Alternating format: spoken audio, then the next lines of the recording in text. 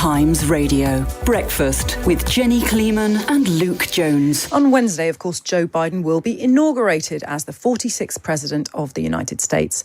Bob Weiner was the Director of Public Affairs during the Clinton and Bush administrations and has attended every single inauguration ceremony since Carter. I started by asking him about how this year's inauguration will be different. It will be an inauguration like no other. The city is barricaded, streets are closed. Yesterday, when I went to the Democratic National Headquarters, they were in the process of closing the street. It's 2 blocks from the Capitol. That was supposed to be a safe haven for members. There was a dinner planned the night of the inauguration. I had reservations for it and all of that. And yesterday, they're hoping they can have this cleared up by the coming days. We are, because I'm on the executive board of the National Democratic Club's part of the Democratic National Committee. We're hoping we can clear it up. But this was supposed to be a place where members could come and be during the inauguration and before and after. And of course, Trump is not going to be at the inauguration, which, although that's not unprecedented, there have been presidents who haven't been there at the inauguration of their successor. It's very unusual. It hasn't happened for a very long time. Well, as Joe Biden said, and as I wrote you in my note, Joe has been a friend since we were both in our 20s, and I did a youth vote for him when I was at the Watergate as the Democratic Party's youth vote director, and he invited me to his house with his then family because then they had the car crash. Biden said that this is one thing that he and Trump agree on, is he doesn't think that it's good for the country to have Trump at his inauguration. It's not a bad thing that Trump is not going to be at this inauguration. What would happen if he had decided to go? What would be bad about having him there? Well, it would have been done with decorum, at least on the side of the Biden-Harris people. I think he would have had to sat there looking smug but polite, and we're all visualizing what that would have been like. But meanwhile, even at his send-off, he's insisting on a military send-off and Air Force One and doing it before Biden gets inaugurated and having the trappings of the presidency. I don't mind that if he earned them and felt like he was really doing something for the country. I wouldn't mind that. One thing about politics is ego is a good driver of force if it's done for moral purposes in terms of how you're helping people. Okay, so everybody has ego in what they do. But with this guy, it's all for self. And God help us as we hit the pardons. We're waiting to see what happens here. Looking back at all the inaugurations that you have been to, tell us what makes a good inauguration.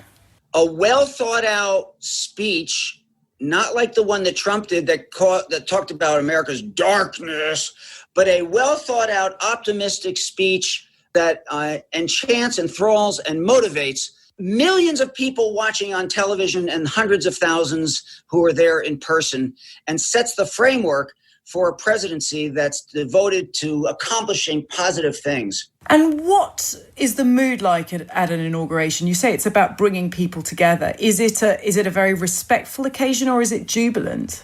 It's very respectful. My wife and I have really enjoyed being at the inaugurals. Everybody takes a picture at the entrance statues and the entrance emblems that are there as you walk in for the inaugural balls. It's always a very joyous, hopeful time when you believe that national policy is going to change for the better, no matter which president, no matter who. And you always hope that a president that you disagreed with will be, as Biden is saying he will be. Let's see if that's true. I think it will be in Joe's case. That's his strength. But a governor of all the people, not just his people. This was so sick this whole last 4 years where it's his small base. And by the way, it's absolutely worth noting that Trump's leaving with a popularity now of 29. That is the worst of any president that I can think of. I remember talking to Bill Clinton as he left office and telling him that, you're depending on the poll, your popularity is 65 to 70.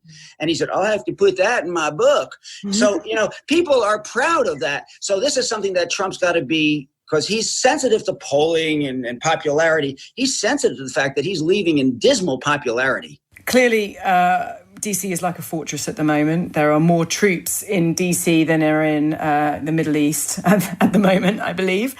Do you think it will go smoothly? Do you think there might be some dangerous elements that are still able to disrupt it?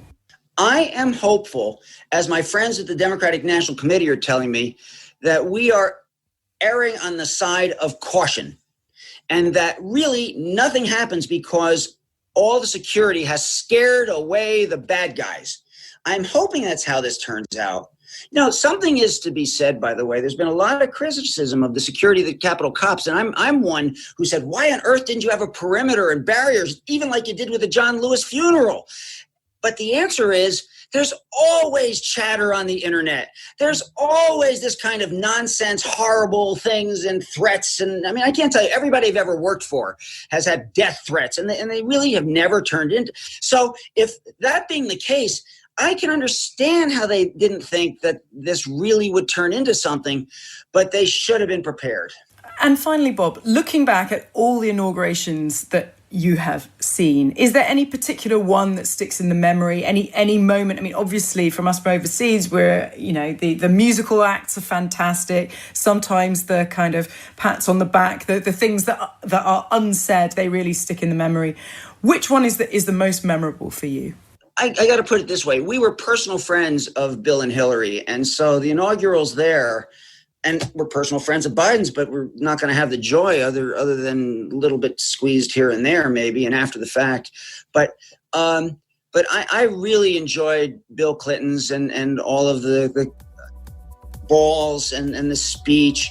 I think Obama's was a blockbuster for the country.